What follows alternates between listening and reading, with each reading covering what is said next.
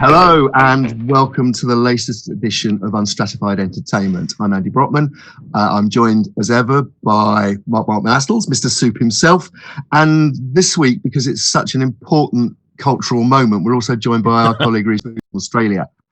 As you can see, two of us are dressed appropriately to discuss Indiana Jones and the Dial of Destiny, and one of us thinks we were meant to be talking about Crocodile Dundee, as you can see from the hat on the desk.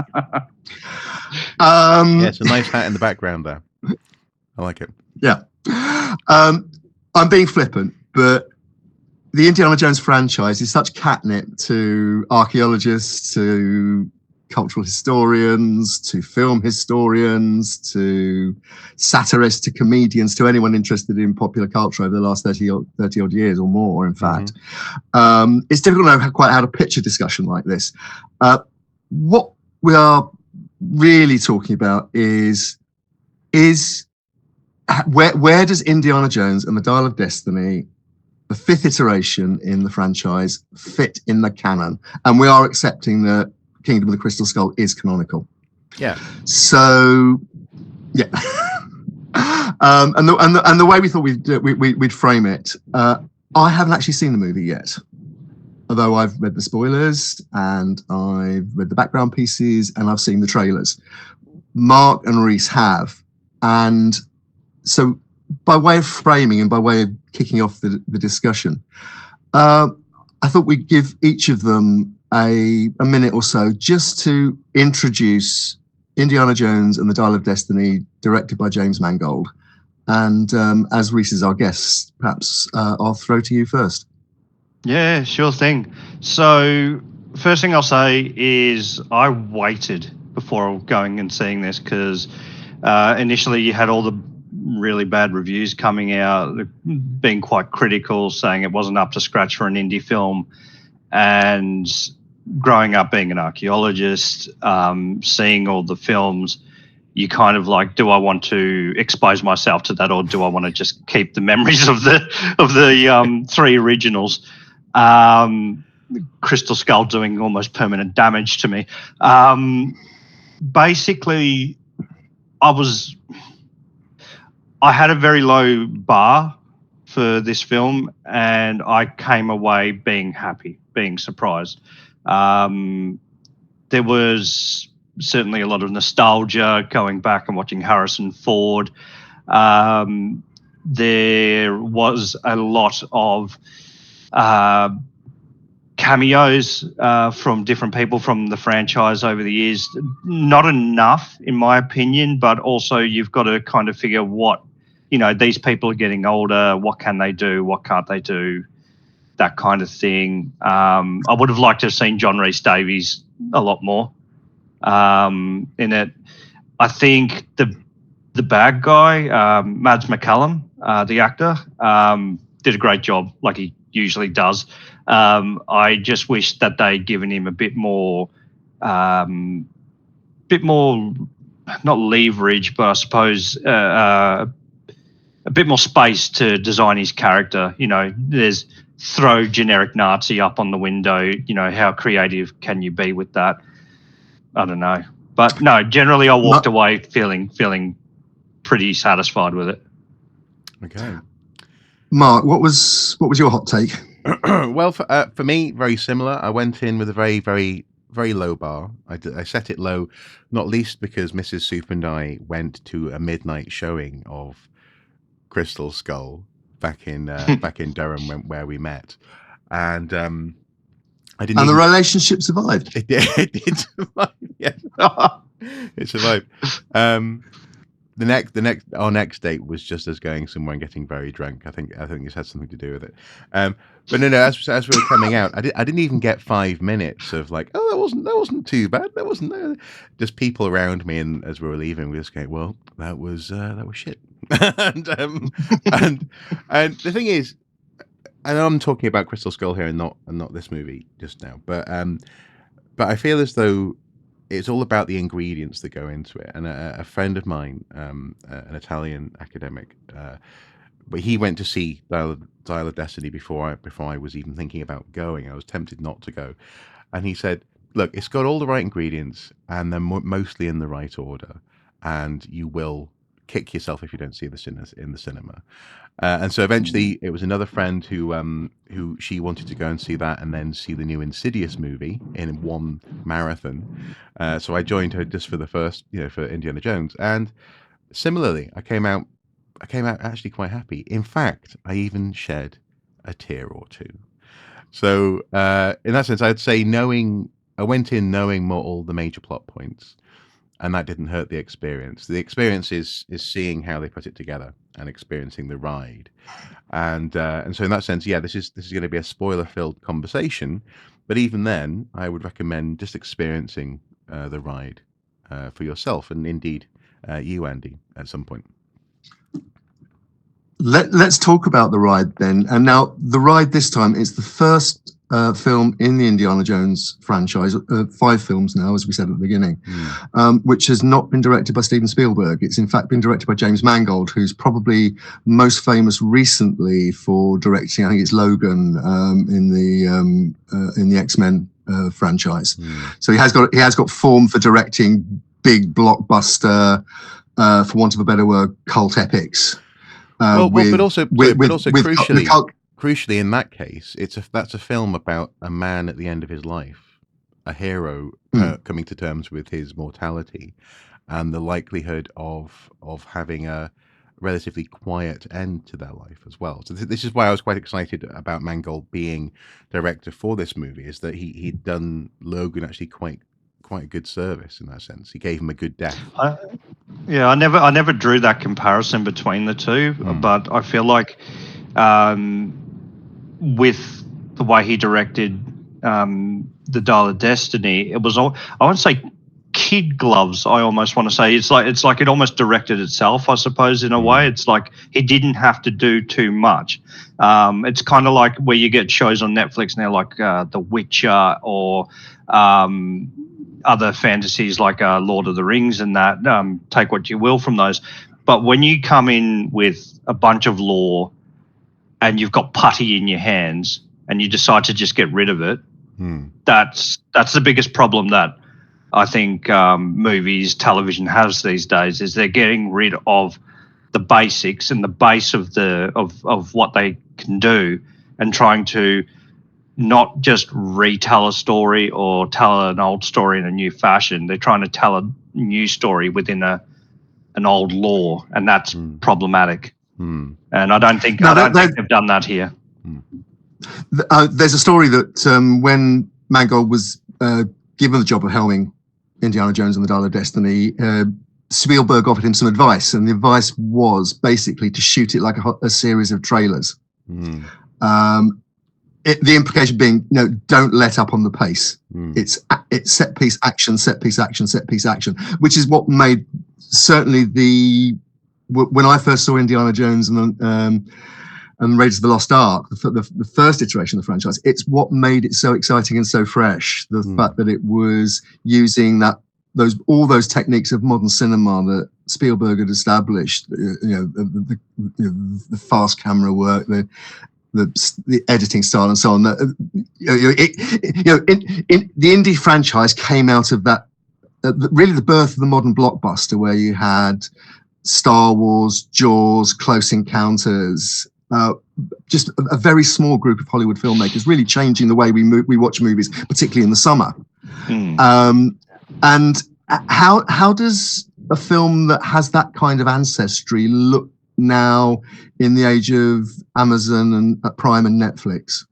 I do have some thoughts on that one, because I had a conversation with my brother when he said, "Did you want to see this?" And he goes, it's getting so many bad reviews. And I said, I think the problem is with Indy in particular, you've got such a big change in Hollywood now, where what can you do with a character like Indiana Jones? He comes from a period where, you've got colonial influences. It's the 1930s that he's really famous for. He comes from these small adventure comics, which probably wouldn't pass the kosher bar these days in a lot of cases. Things like native peoples and artifacts, that belongs in a museum, that famous quote. doesn't actually fly anymore, because we're saying these things do not belong in museums anymore. They belong with their original creators and things like that. So it kind of, there's all this stuff that you could have gotten away with in the 70s, in the 80s, and people didn't mind as much. But then you can't really bring it into the 2020s now. You've got less to work with in that sense. And I think one of the really interesting things, again, they go back to the Nazis as the bad guys. I mean, you know, it's been done to death. But they're one of the few bad guys now that nobody still feels any kind of empathy for. And you can get away with basically anything when you use them. But yeah, I just think there's this element of Indy as a character and his background just don't really mesh up in today's kind of Hollywood ideas of an iconic hero anymore. There's a lot of baggage behind that, and they've got to be careful on how they show that. So apart from the sheer financial motive, which we can never discount in Hollywood, why revive it, and why revive it now? Marc, what's your thoughts on that? I mean, I think you can overthink it. I think you can certainly overthink some of the colonial stuff. The reason I say that, and obviously I'm very aware that I have a British voice, so people might be, well, you would say that, wouldn't you? You bastards. But no. In all seriousness, the reason why I think you can overthink it is that it's like Tintin as well in that sense. And in fact, the early reviews for Raiders in France were comparing Raiders of the Lost Ark to Tintin and to Hergé's stories. And this is one of the reasons why Spielberg would go on to have an interest in that character. It's more... Again, someone with a famously iffy political background. Hergé's sympathies being somewhat to the right, allegedly. Well, yes and no. I mean, my understanding is his depiction of native peoples wasn't always helpful, but also at the same time, he also depicted very capable people within those cultures. You know, we're not talking about simple things here. And in both cases, though, the through thread has been a sense of there's something out there to be discovered. Now, inevitably, the relationship between the discovered and the discoverer comes from a place of what's familiar and a place of what's unfamiliar. And so you can quite easily understand how and why it is possible to have such a Euro or Anglo-centric, language sphere, American-centric worldview where everything else is there and weird and odd and to be discovered and maybe a source of adventure.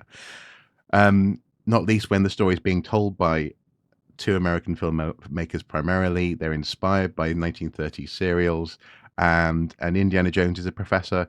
I think at the time in Raiders, he's teaching in I think he's teaching in Chicago, or maybe he's meant to have gone to university in Chicago. Anyway, the point is, I think you can still frame it as adventure, and in fact, all of the advertising has been about adventure is back, so on and so forth.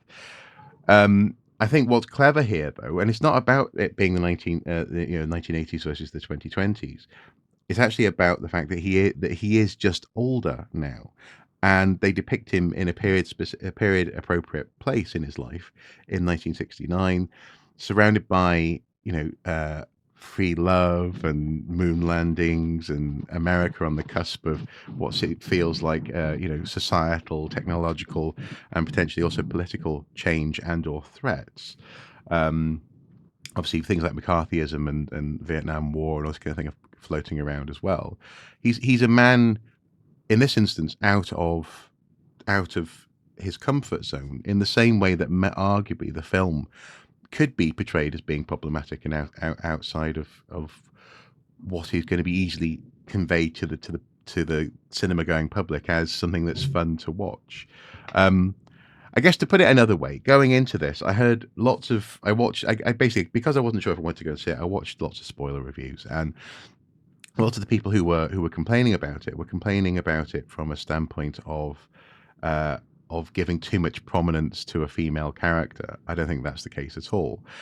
Giving too much away in terms of Indy being, older and therefore a little bit frailer, or things like, saying that the plot devices towards the end, actually, the biggest plot device towards the end, I thought I'd have the biggest problem with, actually for me worked incredibly well. So I suppose there's also been a lot, as much as you could say, as Rhys was saying, that there's a potential, let's say broadly speaking, people who are from a progressive viewpoint looking at this sort of story and going, you can't tell this story anymore. There's also been pushback from people who are, in some cases, actually really quite right wing, definitely have certain views on masculinity, saying exactly the same thing. So I feel as though actually in that case, the story probably, or this film probably walks a line between the two, which is quite clever because it's seemingly irritated, certainly, in some cases, I think the right people. We don't want to be pretending that an 80-year-old can continue being a 34-year-old from the 1930s. Yeah. Let's address that issue directly, because it's featured in a lot of the reviews and the background pieces that certainly I've read about the new film, and that is the use of CGI and presumably CGI guided to a certain extent by AI, given the way these things are configured in the industry nowadays, to, quote, de-age Harrison Ford. As you said, Harrison Ford's now in his 80s, and it's I'm old enough to remember when people like Roger Moore were playing James Bond into their 50s, and they're saying, well, actually, is that actually credible? This was before you and all you did then was you just recast it. Now there appears to be a conscious decision made here not to recast the Indy character in the way that young Indy was played by River Phoenix in Indiana Jones and the Last Crusade, famously and very effectively and memorably. What did you find that the de-aging for the effectively the setup of the movie, as I understand it, does the de-aging work, or do you become conscious of, I'm watching some really clever special effects because they're making somebody who's in their 80s look in their late 20s, 30s? Well, I think this is actually where the 2020s does come into it, being in 2023, current year argument, is that I'm painfully aware of movies like Cats, for example, where actually even during the run in the cinema they altered the special effects. Yeah, exactly. Even Andrew Lloyd Webber's been joking that he went out and bought a dog as a result of making that movie. But anyway, precisely. But my point being, though, is that I watched this in an IMAX cinema, which I don't think did probably some of the special effects justice, actually. I was I don't know about you, Rhys, but I was very aware of Harrison Ford's face, of Indy's face when he was younger. There was something a bit painterly about him, actually. There were moments when he would sort of look, he was on top of a train, he's reaching for a gun, he sort of whips something, and he looks towards the camera, and it looks almost like someone's painted highlights in his eyes, and kind of, it looked retouched in that sense. So it's just very briefly, but also I have some confidence that for the Blu-ray release, for example, they're probably going to keep on working on those effects, because that's what Disney does these days. I mean, in The Mandalorian, they go back in and they fix things, even though the episode's been out for a year or two. So go ahead. Yeah, no, I agree. Admittedly, I thought that was like one of the parts that I would really hate. And then when I saw them do it, I was like, holy moly, they could do entire Indiana Jones films like this in the future. They don't need another actor. They can literally just get Harrison Ford. I mean, this is why that whole Hollywood strike AI thing is going on, because people just potentially don't have rights over their own image. And then this is like case in point in that. Or any of us that have ever written anything that's gone into the public domain and is online. As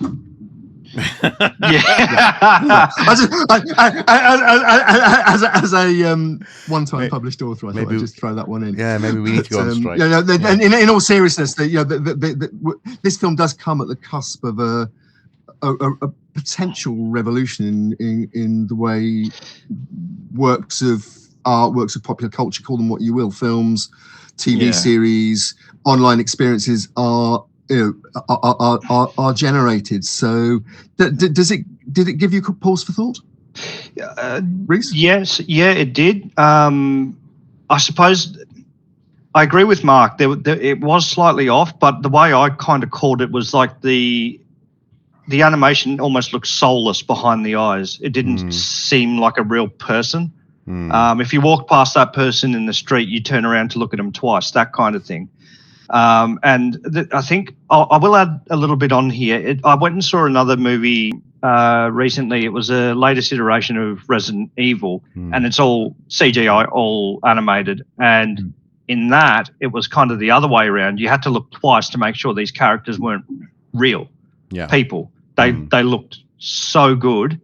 And I think it's kind of we're getting into this mesh now between Hollywood, gaming, and 3D. What do they call it? Where they superimpose a 3D image onto the TV. Motion capture. Motion capture. And that's really where it's all come together. And that technology now, like, it's going to be really interesting to see where that goes in 10 years' time, because we might still be getting Harrison Ford Indiana Joneses in 20 years, if this is the way they're going to play it. Well, I don't know. I mean, they've said there won't be any more, and I suspect Harrison Ford is the kind of person who will put into his will, you can't use my voice or whatever after I'm gone. I mean, obviously Disney has owned his likeness for these purposes, for these franchises. Not Disney, sorry, Lucasfilm has for a long time. And part of that has been an advantage. They've been able to go back in with Industrial Light and Magic's archive and pick footage from Blade Runner and from films where he was in fact an appropriate age, around 41, 42, and bring that into and use it to create this face in Dial of Destiny. But a good comparison would be the use of Carrie Fisher's likeness and Princess Leia. So she passed before they finished the episode 9. They used footage that they'd already shot and hadn't made it into the movie in episode 7 and 8 to put her in the film. But they were resolute that they weren't going to make a CG model of her or to monkey with that, to make her do things that she couldn't do because she's no longer with us, for the purposes of art. Now, I think at the end of Rogue One, they do have, I think her daughter plays her, and they sort of superimpose a young Leia's face onto her daughter's head. But again, that was a slight sort of fudging of things because they just needed to get that character, and by then I don't think she had gone, so that they had the okay to do that.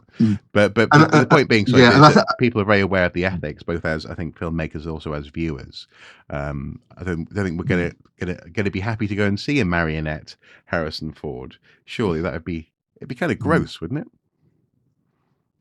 And I think it's only fair to point out to our viewer that there is a track record of this in Hollywood. I mean, famously, for example, when Spartacus was restored in the 1990s, obviously Laurence Olivier was dead by that point. And the famous seduction scene between Laurence Olivier and Tony Curtis, which was reinserted into the movie after it had been taken out by the studio to avoid a controversy at the time in the early 60s because of the gay subtext. And when actually not gay subtext, the overtly gay essence of the scene. But the only... Yes, exactly. But it was about coercive relationship of a dominant dominant aristocrat over a slave. But anyway, an enslaved person. Yeah. But no, anyway, cut to the chase, Brockman. In that instance, the only footage that survived was without the dialogue track. Tony Curtis was still alive at that point and could redub his lines. Olivier wasn't. So in fact, Anthony Hopkins was brought in, who famously on chat shows and so on did impressions of Olivier to actually voice Olivier's lines. And it's very well done if you watch the restored version of Spartacus. But it's still there. It's certainly pre the kind of AI voices that are that can be created as an absolute match at the time we're recording this, and is so controversial with the Screen Actors Guild and Writers Guild strikes going on. Well, and of course, I think what you've just described there, though, is artistic collaboration still. So even though Laurence Olivier is no longer around, his footage is there. The performance was done and given, so there's an element of sort of consent, I suppose, in so much as it was filmed, and replacing. And then the other famous, the other famous example is the digital insertion of Oliver Reed into Gladiator after he died during filming. But again, that was done as as production first aid, really, to save them having to go back and hire a new actor and reshoot all the scenes. Yeah, because he died during the shoot, didn't he? So he died very sadly died during the shoot, indeed. And we're not dealing with that here. We're now dealing with the thing I think which I first became aware of on James Cameron's Titanic, which was the insertion of digital characters on the CGI models of the ship instead of using extras. And I remember that being controversial at the time. Anyway, perhaps we must just leave that one to watch developments, because I do want to move us on to talking about the writing, because I was very interested when I saw that the lead writers on the new movie aren't American. They are actually the Butterworth brothers, principally Jez Butterworth, who's most famous for writing contemporary sort of avant-garde plays almost. He cites Harold Pinter as an influence, but particularly he made his name writing plays for the Royal Court in the 80s and 90s, and in particular a play called Jerusalem, which Marc Rylance won awards for playing the lead character in, and another play called The Fisherman, set during the Troubles in the north of Ireland. Latterly, he has written screenplays, including Spectre, the James Bond franchise. So he's moved really out of theatre into a major role in Hollywood as a writer. But what I was most interested in was he wrote, or at least the Butterworth brothers wrote, a series for Sky called Britannia a few years ago, which was a really strange, to call it magical realism is sort of something of a misnomer, because there's more magic than realism. It's set around the time of the Roman invasion of Britain. Mackenzie Crook plays a sort of steampunk druid. It's a series that tries to get to the essence of mythology and relationships with the land and the gods, but it's also there's also militarism in that you're dealing with the Roman army and so on. So how does someone with a track record like that? Romans turn up in there. Go on. No, well, I was going. Yeah, well, exactly. That, I know where you go. I know what you're about to say. How does somebody with that kind of writing record deal with iconic characters like you find in an Indiana Jones franchise, and deal and create a credible story, at least for the duration of the movie you're watching? Do you have any thoughts, Rhys?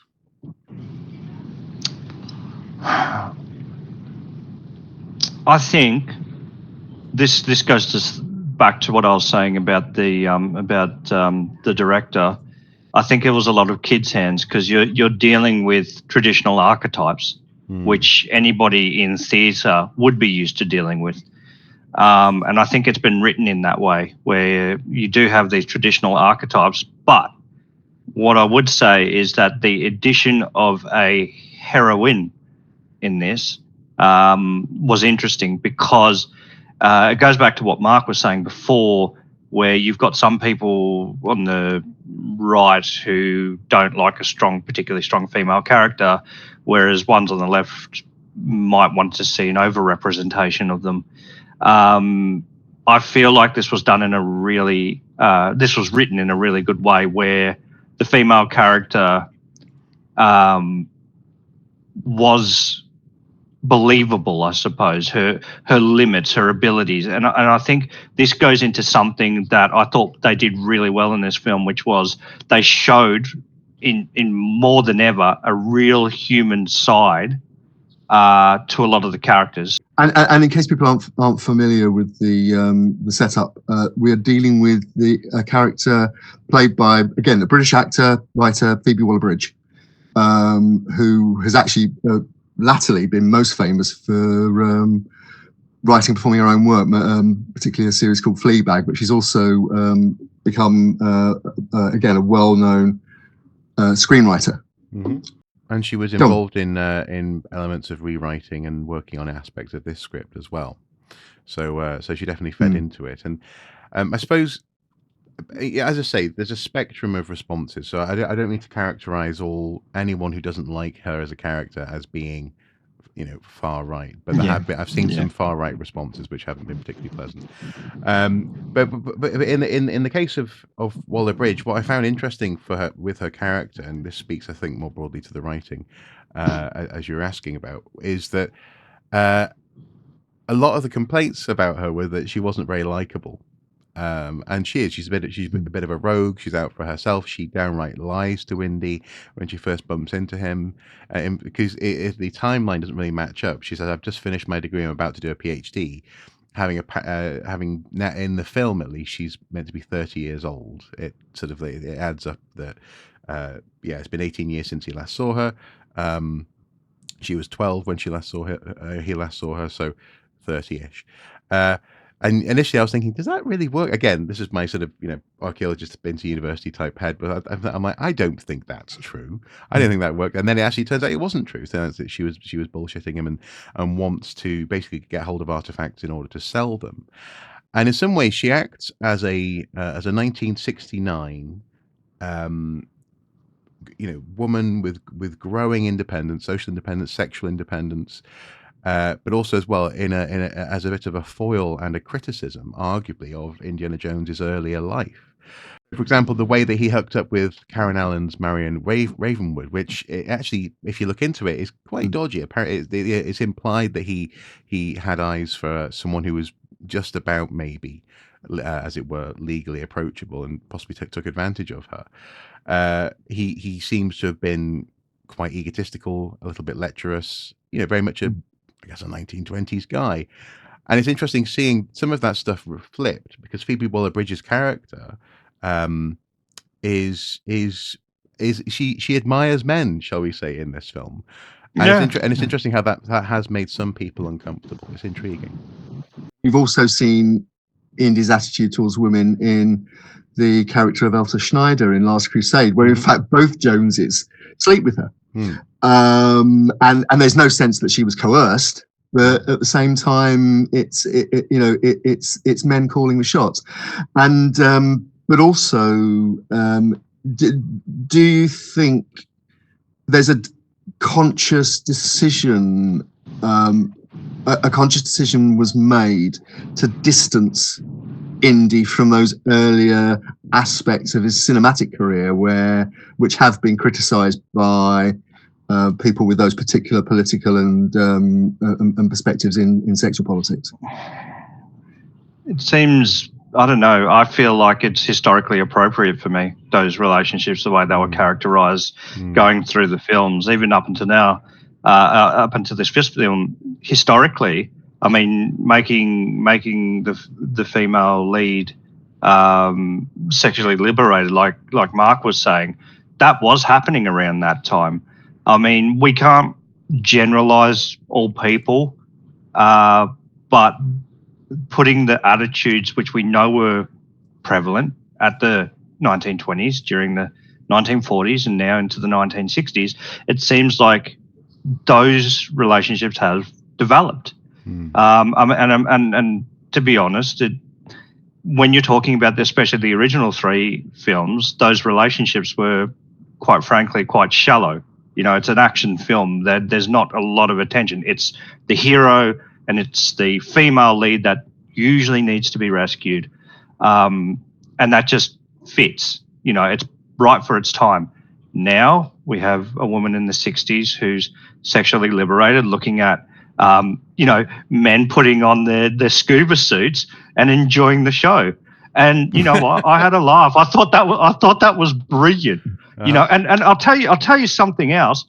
I did not expect to see Antonio Banderas in there. I had no idea that man was going to be in there. And when he came onto screen, I was like, son of a gun, is that who I think it is? Yeah. That was brilliant. Yeah. Thankfully, he actually was playing a Spanish character, because I've seen him recently in a film where he was playing a Greek, and it was just like, no, no, no, no, no. But the reason why I say that is that Oh, come on. We've seen films where Sean Connery played Spaniards and Lithuanians with the same accent. I know. But in this instance, when they pick up his diving boat in, I think, Athens. So I thought he was going to be playing a Greek fisherman, but he's not, a Greek diver. But thankfully he is. Yeah, he's Spanish. Yeah, I thought that was a good addition. And also as well, just briefly on the topic of Waller-Bridge's distractibility. Even there's a point when her and again, this is the one weakness of this film, is that I haven't watched it enough now to know the characters' names yet. I've only watched it once. But her and the young guy who is the kind of short round stand-in, the young thief, who she's working with, they're both chatting on the steps of a town square, and even then she's sort of looking over at some of the guys with their mopeds and just being like, things are looking up, this kind of thing. So I thought that was at least a consistent part of her character. If they just made her sort of like, a bit lecherous for one part of the film, that might have felt gratuitous. But actually, she's just interested in guys. She's young. She's free.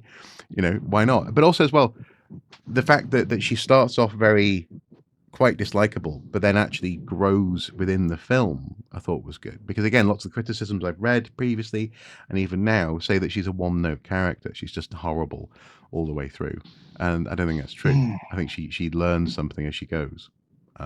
Yeah, it's interesting too, because like when people have described Indy as being a washed-up alcoholic in this, you notice that her character is going drink for drink with him. Yeah. All of a sudden, is she really just potentially a surface functional alcoholic dealing with trauma in her background?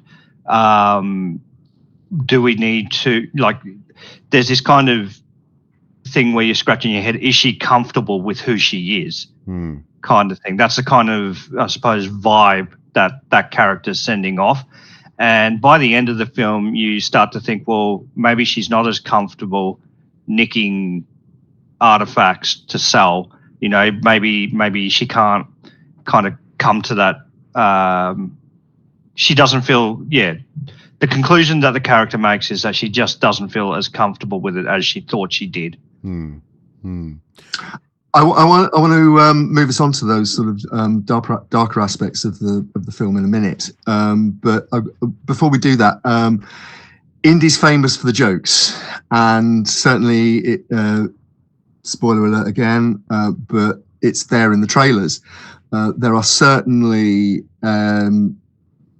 deliberate pastiches of moments earlier in the franchise, particularly the one that's made it into the trailers is a flip of the famous gun and whip scene in Raiders of the Lost Ark.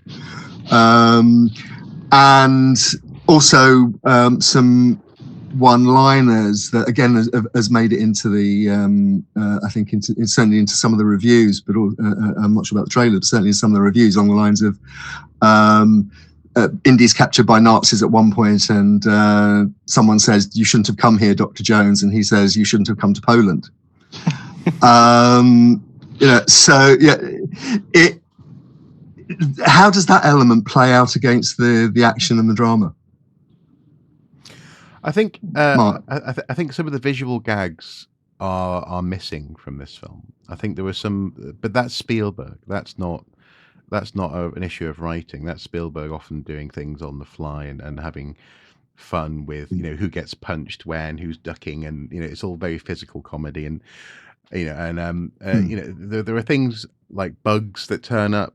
But again, the way that bugs are used, I think, arguably, especially in Temple of Doom, are very you can smell Spielberg on how it's done. So I think the visual and the clown humor is a little bit lacking. But yes, there is some pretty good witty retorts and back and forth. The whip scene in the trailer absolutely is the gun gets revenge basically, in terms of he's been whipping and swinging out of the way all the way through his life, and suddenly it's just not quite enough. There's the way that that there's bickering as well that happens, very reminiscent of The Last Crusade, where two characters are on tuk-tuks. You've got Harrison Ford and Phoebe Waller-Bridge's character. They're going along through the street, and he's just saying, "What would your father think of this, hey?" And this guy, while he's driving along, that feels very similar to the sort of thing that sort of like, I told you, Dad, and then, psh, don't call me Indy. That kind of thing. Some of the stuff is in there, but I don't know about you, Rhys, but I feel as though actually it is toned appropriately for where Indiana Jones is in his life. He's not into the one-liners as much, actually, and he seems to take some of this stuff much more seriously than he did. Yeah, he's become a grumpy old man, you know. So there's not enough time for one-liners. There's I think you missed the best one though when with the eels. They look a lot like snakes. No, they don't. No, they don't. Don't say that. Why would you say that? Yeah, exactly. Yeah. I mean, that was brilliant. But I think you're right. I think it's there's probably aspects of there that were Spielberg. Where I mean, you got to. I feel like if we're talking Spielberg, we've got to remember that Spielberg was like some people call him the last great director of the old age, or he's the great director of the new age kind of thing, where he's taking all these aspects, like even slapstick and things like that have really been there in the 20s and the 30s and going forward, and he brings them into the modern cinema, but he does it in such a way that he's not repeating what's been done in the past. He's making it new again, and I think that's what a lot of suppose tropes, you would call them, in the Indiana Jones films and Star Wars, etc. That they come in there, and if you look hard enough, you can see them. But yeah, no, I agree. Yeah, it's there are the odd little jokes. But before we move on to the dark stuff, as it were, I'm just curious. I don't know if Andy's thought to ask about this though. But what did you make of the MacGuffin and the way that the adventure unfolds? These stories always have puzzle A leads to place B, which leads to map C. What did you make of that, Rhys? I thought it was brilliant that they used a real artifact. That's like the first thing off the bat. They used something that pretty much every... So go ahead. Every archaeologist would have seen. Yep. Mm-hmm. In a textbook. I think Mr. Bartman Astles is suggesting it may have been somewhat misused in the... might have been misattributed in the film. I'll come back to that. You can answer that one in a moment. Like we understand it, but as if anybody looks up, oh my god, I keep doing this, you bastard. I think it was great, using a known antique, I suppose you'd say, the Antikythera. I always have trouble saying it. Antikythera mechanism, which was found by pearl divers off of Greece. I've found it interesting the way that they kind of incorporated the whole the Roman warship and how that kind of all spelt out and stuff as well. But I mean, what are these action adventures? Uncharted, Lara Croft, Tomb Raider. They all follow a very similar type diary. There's some type of, mysterious artifact that leads you to A, which you need to then get to B before the bad guys do, because otherwise you won't know how to get to C. And it's just standard. It's standardized. It's a very old trope in writing. There's a famous quote from Anton Chekhov, the Russian playwright, who said that you can't show an audience a gun in Act 1 without using it in Act 5. Yeah, Chekhov's gun, absolutely. But also, I feel as though, so for me, I wish they didn't use the Antikythera mechanism, or as Waller-Bridge's character keeps on calling it, the Antikythera. Don't know. That's an interesting emphasis on the word there, but. The reason being is that it implies this thing should never have existed. It's so mysterious. It's so unique. that it should never have and I've seen people writing this in reviews. Did you know it's based on a real thing that should never have existed? I mean, for goodness sake, yesterday in Pompeii they discovered a plumbing system that looks like it could have come out of a Victorian house. We know that they had automata in Greece and Rome. They had whole festivals celebrating their mechanical ingenuity. They'd use these sorts of mechanisms to magically open temple doors when fires were lit, this kind of thing. There's a slight frustration there, but at the same time, I see it. Yeah, I see this rabbit hole that you're starting to go down to, and it comes down to like three different little things. It's these people weren't advanced enough to make this, which also comes under racial prejudices on occasion. Mm-hmm. This should never have existed, and archaeologists still can't explain it, i.e. Greek fire and things like. Yep. And those three always come up, and I suppose you just scream red flag, red flag, red flag. You can do it also as well, though. Even though I've just brought all that up, on the way out of the cinema, I was saying to my friend who was about to go off and watch Insidious, it didn't matter. It didn't matter. The story that came out of the finding of these parts of an object and the way to get to those places was interesting. I liked some of the use of language. They mention by name Polybius Square, not that that's a particularly good cipher, and Linear B, I think, which isn't a cipher at all. It's it's an old language in written form. But they mention these things, they name check them, and then they use them in quite clever ways. The use of the wolf language and learning to fly and this kind of thing was quite clever. So, I was asking you that partly because I wanted to go down the whole thing of like, they're mistreating a historical artifact, but actually, ultimately, I found myself thinking it really didn't matter. What mattered was where these characters were going and how they were getting there. And all the best lies have a grain of truth, and I think that's kind of where it's come from. Yeah, no, I think so. And perhaps we should just thank our lucky stars as archaeologists that they haven't done Indiana Jones and the Circle of Stone on Salisbury Plain. But they have. Anyway. They have. Is it on the? I've got a book somewhere, and I won't go and find it. Indiana Jones visits. Also, I've got one of Lara Croft as well, where she visits Stonehenge. Visits there, and there's always like some sort of hellmouth going to be opened, some sort of portal, and they've got to try and stop it. I think in this case, anybody reading archaeology Twitter this week, the hellmouth about Stonehenge has opened. But anyway, that's a whole other story, which we'll no doubt cover on the regular watching brief. I was going to say, were you about to mention the new Indiana Jones game trailer that came out about a year ago? Because that's got, if you take a close look in the trailer, Stonehenge.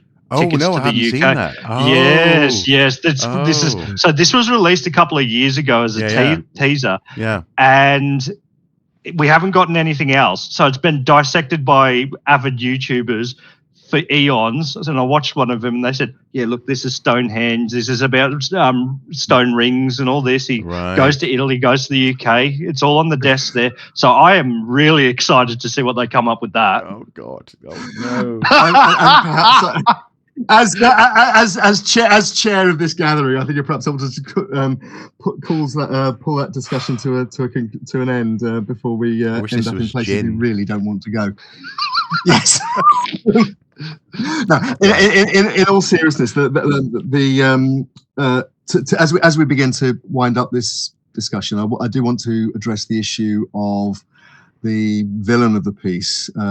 Played by Danish actor Mads Mikkelsen, and the function and the plot line that introduces that particular character. Because what I find really interesting about it, and I'm speaking here as somebody who's done a lot of work on folklore within conflict archaeology, but also conspiracy theory and so on, is that the plot of the film appears to take a known conspiracy, which is Operation Paperclip, the export of basically Nazi scientists with very questionable records, including experiments on concentration camp inmates, to America after World War II to work for agencies like NASA, famously Werner von Braun, who designed the Saturn V rocket that went to the moon, designed the V2 rocket that was launched against Britain and the Netherlands and France in the latter end of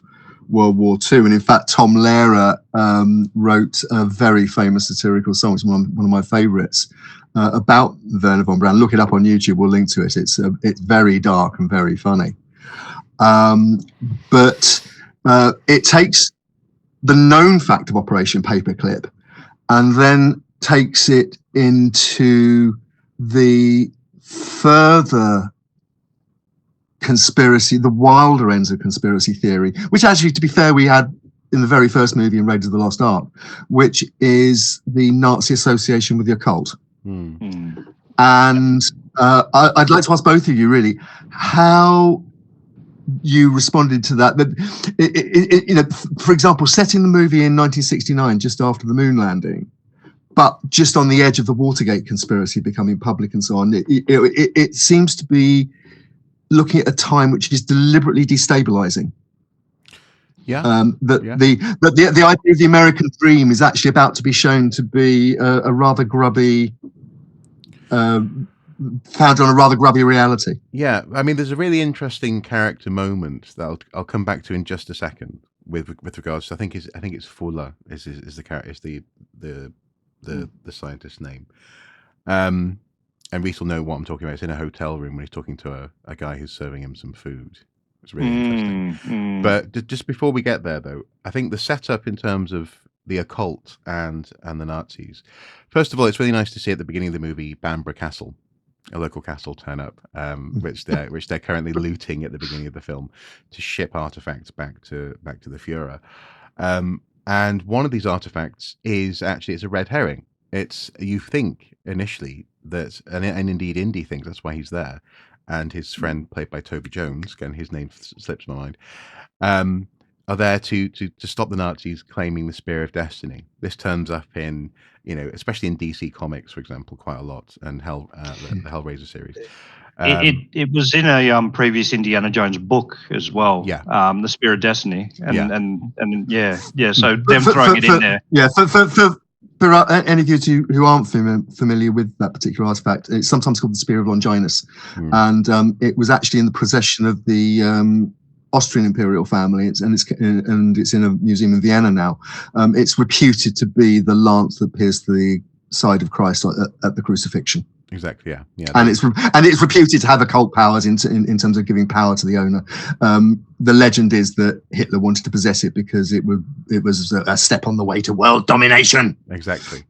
And so this artifact is there, and long story short, it's shown to be a fake. And actually, on the train, you have Mads Mikkelsen's a scientist character who they do digitally de-age as well a little bit, just to show that he is aged during the course of the film. And there's also actually a third aging of Indy midway through the film, where he's shown midway in the timeline, isn't there, as well? He visits a house in Oxford, which was quite well done. But anyway, that's and the scientist says, these occult things, these are the mysteries and the power of the old. But this dial, because they've discovered half of the dial of destiny, half of the Archimedes dial. This is mathematics. This is the magic of the future. This kind of thing, and that, I think, is possibly a statement of intent by the film to put this sort of this question of the value of knowledge and the way in which, in that sense, America arguably in some ways made a deal with some very unconscionable people to get ahead in arms races, but also the moon race. And it all comes to a head in this little scene in a hotel. The astronauts are going past, I think, in Manhattan on their parade. And which was actually shot in Glasgow, I think. It was shot in Glasgow, yeah, it was, yeah. And so was the latest Batman movie. Glasgow is having a great time at the moment. But he's in a hotel. He's got some of his lackeys around him, and they let in some room service, and it's a guy dressed in white coattails. He's an African American hotel employee. And he's serving up food to this scientist, who you immediately get a sense isn't going to be particularly receptive to an African American gentleman being a Nazi, and he actually asks a very cutting question.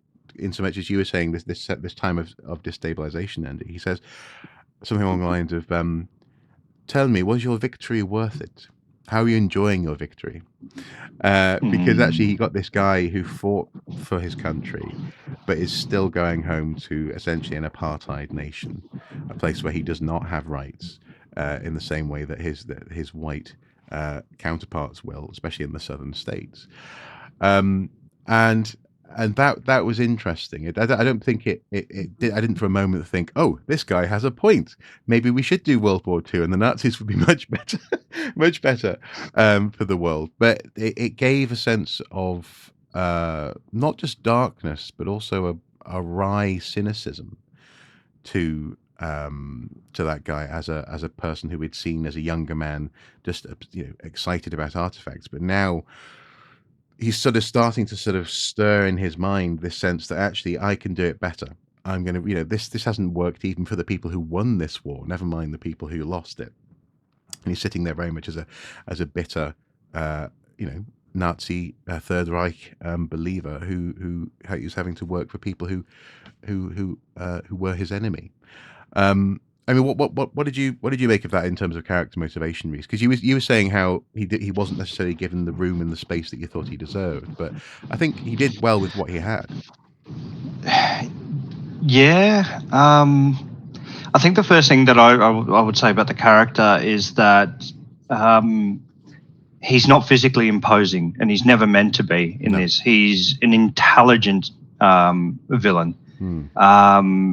He is kind of opposite to Indy, because you see his interactions with Indy. Indy knocks him out twice, kind of thing, in a couple of seconds, and this guy just gets flattened, and it's kind of like, okay, well, what's this guy's motivations, and it's almost a bit, I suppose, nihilistic, a fair bit of nihilism that seems to creep into his character.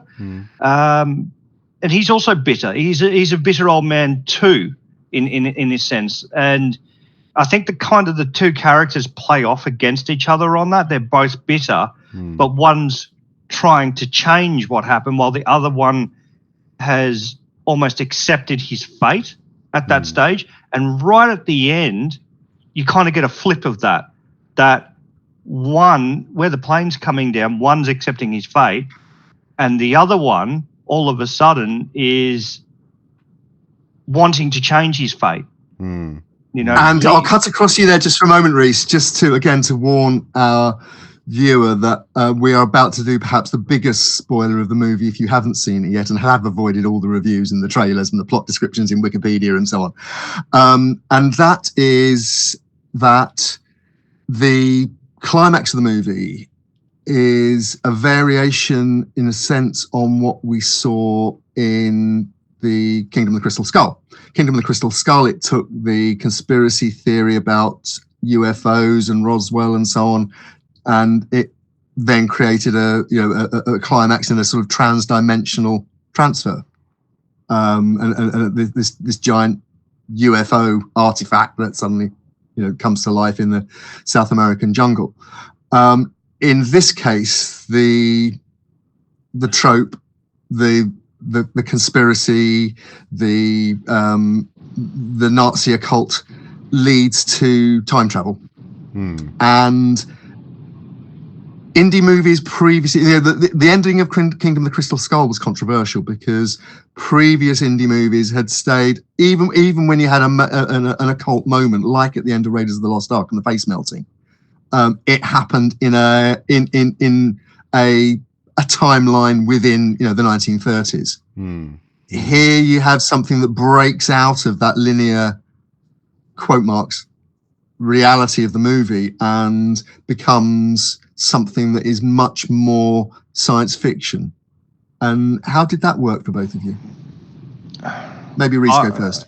I think it was really clever because what they do here is they play on your emotions. Indy's had a bad hand. He's divorced. His son died in a war that he feels he's responsible for sending his son away. And you think, okay, time travel. Oh, wow. Is he about to reset his life? And is he about to, instead of being this grumpy old professor, alcoholic, living in a one-bedroom flat in Manhattan, is he going to all of a sudden reset the clock and be the good father, the loving husband, have the house, because you see his house in the previous Indy kind of just a little bit, and it looks much, much nicer than what he's in now. Yeah. So he's fallen a long way, and you're kind of hoping he resets the clock for himself. Doesn't happen. No. It doesn't happen, and I think this is where we get to the end in accepting reality as it's happened around you, accepting that you can't change what you can't control, and the only changes you can make are the ones that are within your control. Yeah. And that I think is a very big core theme that runs through the film. You can only change what you control. And we find that Herr Fuller, on the other hand, is trying to change what he can't control, and he pays the ultimate price for that. So I think, as in thematics, I think that kind of sums up the ending there, for me at least. Yeah, well, and it's interesting that Marc. It's interesting that you're drawn to those sort of themes as opposed to what happened on the screen. It's fascinating how, again, I found myself thinking, not only have they managed it quite well, but also the stuff that I thought would really annoy me didn't annoy me.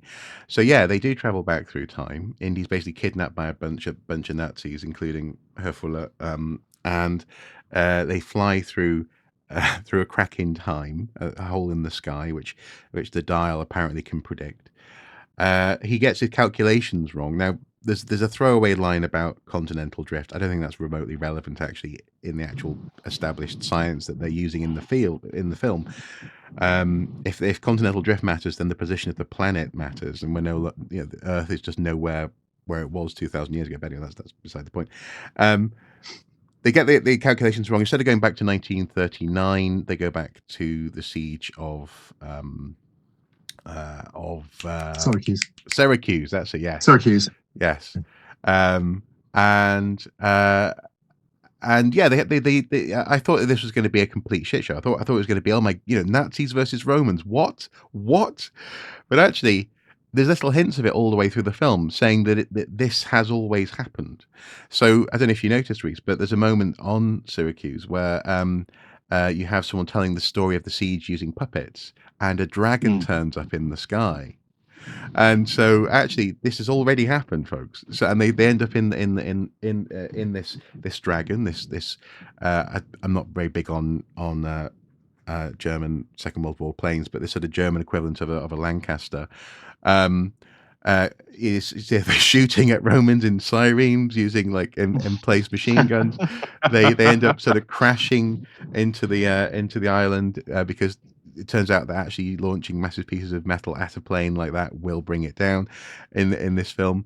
But even then, the interaction is actually quite minimal. This isn't sort of that kind of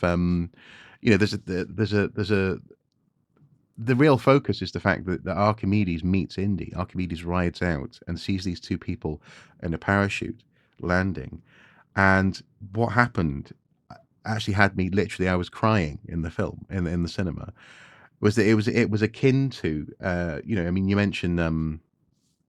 mentioned Crystal Skull in terms of interactions, but actually Last Crusade, where Indy meets a knight from the Crusades, who by all rights shouldn't be alive, but he has this moment, and in this instance, they couldn't do that again. So time travel was the only real way that you could have him meet, as it were, a historical hero, and their conversation is minimal.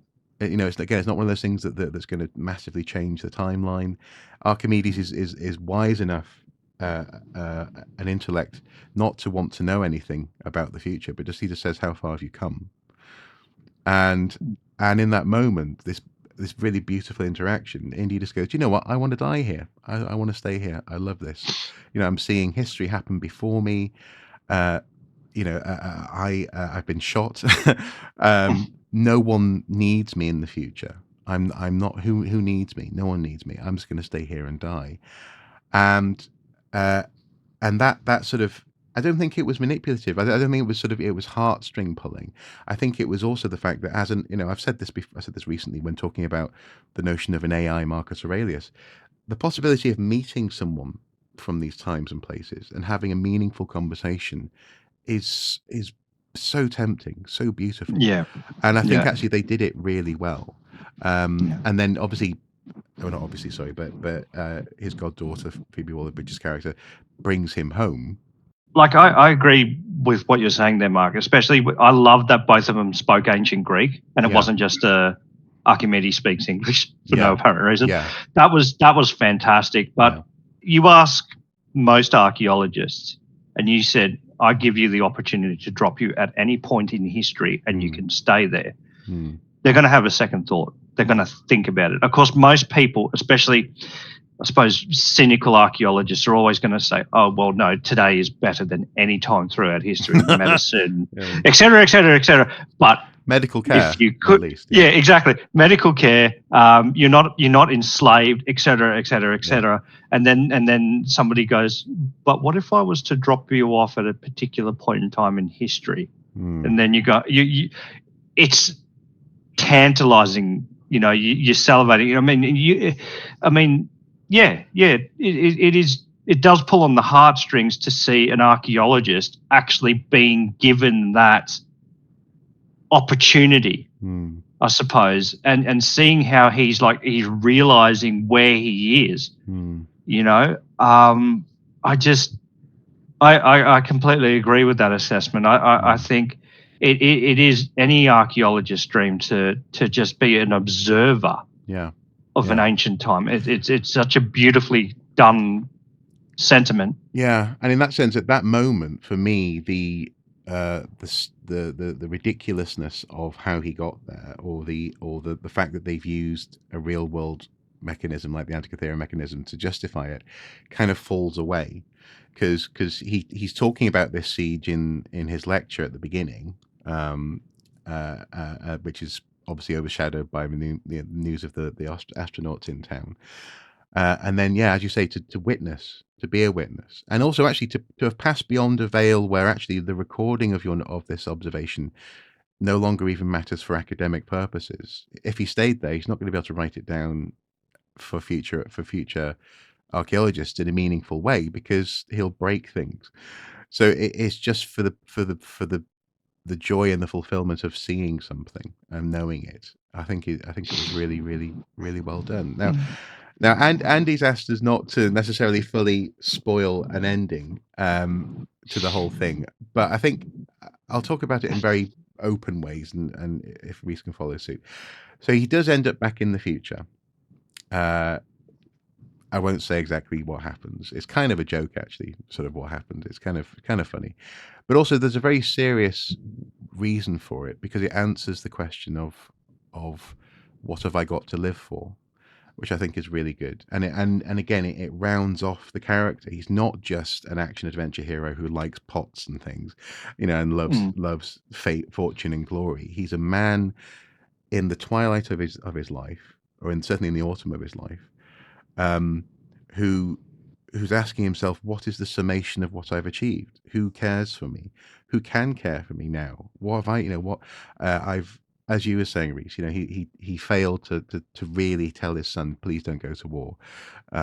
He failed to keep his marriage going after that. And the film answers it, I think, really quite beautifully, and in a way that again brought tears to my eyes, because I found myself thinking right back to the beginning of the first movie. I don't know if this was intentional or not, but you get this sense of just how far people have come in the characters have come in their lives, and now here they are. Here he is back in his flat in New York, and somehow that ending is just as rich and meaningful for them as it was exciting for us to witness, a globe-trotting adventure in Raiders of the Lost Ark, I think. Yeah, and I think I said it earlier. humanizes the characters that you've known throughout. You know, you haven't just got this archetypal hero anymore. You've got this fallible human, this guy who's, excuse my French, but screwed up his marriage. His son's died not in conditions that, you know, any father would want. He's in turmoil, you know, he's in pain, and you don't see an archetypal hero usually like that as a failure, he views himself as a failure, let alone what we think of how he's ended up. And to see other people coming to his rescue in such a benign way, as you do have people that care about you irregardless of what you've done and who you are, it brings a human dimension to his character. You see a more human, like in the short time that Marion Ravenwood was on there, her pain of losing a son, of being alienated from a husband, in that short period of time, you feel it, you know, because all of us have seen in the real world people going through this stuff. Yeah. And to put it in a show like this, in a summer blockbuster, it was just something very different that made it very special. Yeah. Just while we contemplate those thoughts, and I think it brings on a final question, which is, and I'll put it to both of you, where next for Indiana Jones? Now, Harrison Ford has said he's not going to play it again. Spielberg, I think, has said that they've not planned any more films. At the same time, we all know that Hollywood won't give up a franchise if it thinks there's a dollar to be turned. So where next?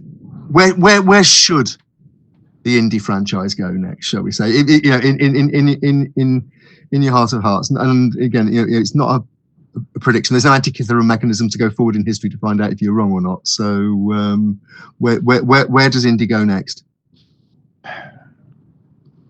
I don't know.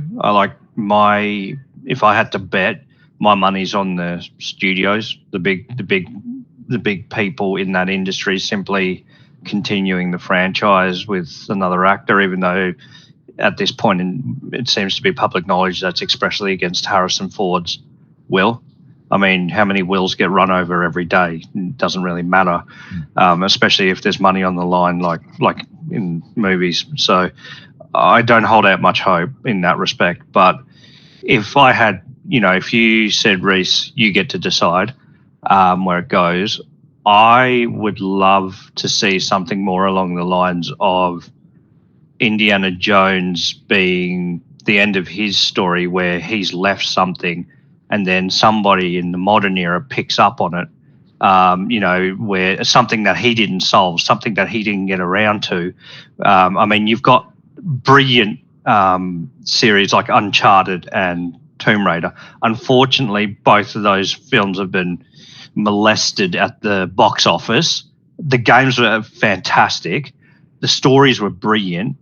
But I feel like if you had a Nathan Drake type character picking up where Indiana Jones left off, or a Lara Croft character picking up that could be, bringing them all into the one universe would be insane. That's a fantasy, you know, to have all that kind of, I suppose, that kind of supernatural mythological world coming together with tomb raiding, with treasure hunting. You know, all of a sudden you've got the three largest franchises in that industry coming together. And we can then say, although as archaeologists we appall this is a different universe, and that's fantastic. You know? Marc, it's not best practice. Marc, Marc, can I pick up that thought? Actually, you know, is that a way forward, or can you foresee in maybe 5-10 years' time, J.J. Abrams style reboot, as in the way that the Star Trek franchise was rebooted along alternate timelines and so on? I think that first Star Trek, 2009, of the is it called the Alpha timeline, was quite clever, because it could only have happened if everything in original Star Trek had already happened. So Spock had to be at a certain point in his life in order to go back through time to kick things off again with a young Kirk. So that was quite clever. The problem is when it's used as a device just to create a tonally completely different thing, and then it sort of loses its way a little bit. It becomes, actually, in that sense, I think the second two in that trilogy, Star Trek movies, were wanting to be more Star Wars-y, but without committing to the extent of sci-fi and et cetera, that we see. Well, Star Trek is meant to be a utopia. Star Wars is a dystopia, and that's why the two, I don't think, really work together if you try and make one into the other. But anyway, so that's beside the point. So, which is, yeah, that is a mechanism that could work. There's been talk of a TV series. I think it's recently been shelved, though. The notion of expanding on the adventures of Indy, because in that sense he could be. There's something called Batman Beyond. Rhys will probably know this, where in that story there's an older Bruce Wayne who's in like his 80s and 90s, who basically takes on an apprentice who becomes Batman in the year 2000 and something or other. And he's still there. He still gets to be there, but he's sitting behind a desk, and so that's it's the same trope that they used in the Zorro movies, isn't it? Yeah. Zorro is just a character. It's a different Zorro in each time period. Exactly. Yeah. So that kind of thing could work. Yeah. For me, though, looking. So on the one hand, I want to say just don't touch it anymore. Leave it, because actually, the timeline of Indiana Jones's life has been very carefully managed over the years, to the point where there is a canonical life story. And actually, I'm really happy to say that this film does not mess it up. It still works in the canon that was established, to the extent that so Temple of Doom is the first adventure in the timeline. And in that adventure at the beginning, he's looking for a gem on the Lazy Susan that they're passing back and forth, the Eye of the Peacock. Now that gem, towards the end of the 1950s, turns up with an older Short Round in stories in canon, and Short Round's like, I've tracked down where this gem is now, Indy. Our adventures continue. No, right? No, and this little note in a book somewhere, no time for love, right, Dr. Jones, that kind of thing. So they have managed what he's doing and when over the years, and so I think to keep on adding to it, you're going to end up pulling it apart. It's going to fall apart. But that's just to say, to keep on adding beyond this too much, or to sort of to maybe pick up with a student, maybe pick up with Phoebe Waller-Bridge's character. Maybe she could go on adventures. I don't know, maybe, but. For me, live action adventures, probably no more. But the computer game route is an interesting one. Computer games these days are comparable to movies. In fact, in terms of money, they far outperform movies as a market. But also as well, it means that no matter the age of Harrison, you can always have a voice actor providing his voice, which they have done for various games in the past, which incidentally, all of those games are also canonical. What's really cool is I've got the so-called Lost Journal of Indiana Jones, where there's some pages torn out, which lines up with the Emperor's Tomb computer game.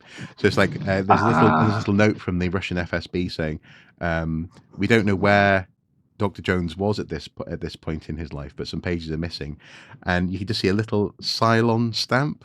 Ceylon stamp, the like a passport stamp, and that's because that's where that game kicks off, is in Ceylon. Yeah. So you can all the games have been canonical so far, and maybe playing with that and running with the fact that you don't have to rely on Harrison's body or his voice. And you can leave his likeness in live action where it belongs, but we still get to go on adventures, and do glow popping stuff in that crucial time, which is perfect for Indy, between the 1920s and the 1940s, or maybe 1950s. For me, that's possibly the best way forward. But also as well, one thing I would recommend, and hopefully you two have already done this, is definitely, if you want more Indy, watch the TV series, because actually that plugs in really interestingly. No, it does. It plugs in really interestingly, not only into where the movies go, but also actually thematically. That when he meets grizzled old adventurers, now we know where he ends up. As it's actually interesting now watching this, often like a boy, say, meeting some grizzled Indy archetypes from the Boer War. You can actually go, well, actually interesting. You're going to end up in this sort of, it's a, I think there's some beautiful threads that if you mess around with the live action too much, you're going to risk snapping, I think. And one very final question. If this is the end, at least for now, of the Indiana Jones franchise, what has the Indiana Jones franchise given to archaeology? Many conversations and headaches. Yes. Yeah, no, I agree. I think and hours of fun. Hours of fun, yeah. I think it's done more good than harm, put it that way. And yes, it's a pain in the arse every single time a journo writes an article and it starts out with, you may think archaeology is just cracking whips. And I mean, there was one that was written yesterday. I saw it go, come on, guys, stop with it. But at the same time, Indy and that sense of adventure has been crucial. It's crucial to the fun of archaeology. As much as we don't earn much money, we do get to learn and to be in our headspace in interesting times and places. And in some ways, as someone quite wryly pointed out on social media the other day, the most realistic thing about Dial of Destiny is that as an archaeologist, he ends up living alone. Living alone in a one-bedroom flat somewhere. So if nothing else, it might push for better working conditions in the future. Either that, or it's one of the most realistic portrayals of archaeology that's ever been put into the cinema. Uncomfortably so. Do you think that?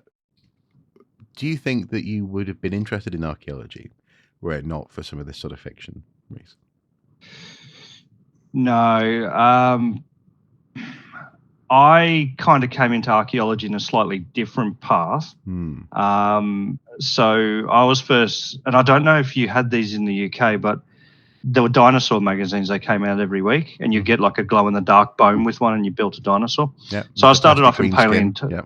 That's the one, yeah. Yeah. So I started off in paleontology, and I was 4 years old. I said I want to be a paleontologist, and then 2 years later, I kind of realized people were more interesting. Indiana Jones was around. You had Tomb Raider and all sorts of other types of this kind of media coming out, and I thought, that's really cool. History, all this kind of thing, histories and mysteries. I want to be an archaeologist, and yeah, from about 5, 6, 7 years old, I never diverted. I was that weird kid that knew what he wanted to do at that age. And it's kind of, now that I think about it, it's a bit sad because I've had to leave archaeology now for different reasons.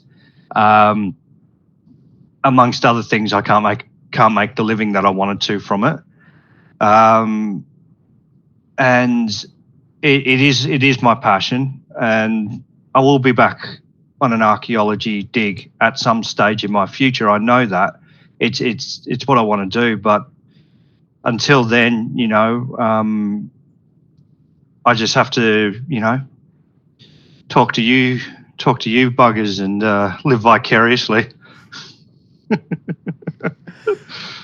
Well, Marc Brockman, Rhys Booth, thank you very much for your time today talking about Indiana Jones and the Dial of Destiny. If you haven't seen it yet, I haven't. I think I'm going to have to. Yeah. I hope you've enjoyed it. If you've seen it already, if you yet to see it, enjoy it. Goodbye. Bye-bye.